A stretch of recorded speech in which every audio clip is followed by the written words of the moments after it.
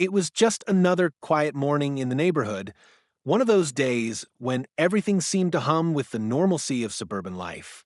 The sun was up, birds chirped lazily in the trees, and the occasional dog could be heard barking in the distance. I was driving my unmarked car, taking a shortcut through the neighborhood, when I spotted him.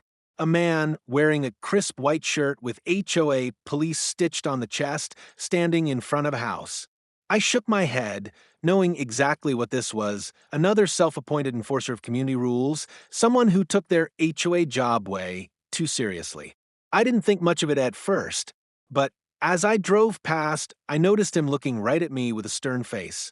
I could feel his eyes burning into me, but I kept my composure and continued driving. I didn't expect what came next. Suddenly, I heard the sharp screech of tires behind me.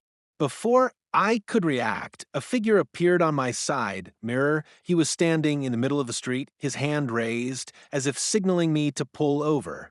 I sighed, hitting the brakes. What now? I muttered under my breath. I rolled down my window, only to be greeted by the sight of the man now holding a handgun. He pointed it directly at me, his voice a mix of authority and rage. "You're parked illegally," he shouted, his finger tightening around the trigger. I froze. My mind raced. Who was this guy? Was he really about to pull a gun on me over some parking dispute? Then it hit me. This wasn't just any cop. This was an HOA enforcer, a volunteer who probably thought he was the law of the neighborhood, and now he was acting like it. Before I could say a word, I did the only thing I knew how to do. I showed him my badge. "You might want to reconsider that," I said coolly, lifting my police identification. His eyes widened. He faltered for a split second, his grip on the gun loosening. "Wow, what?" He stammered, his bravado fading in the blink of an eye.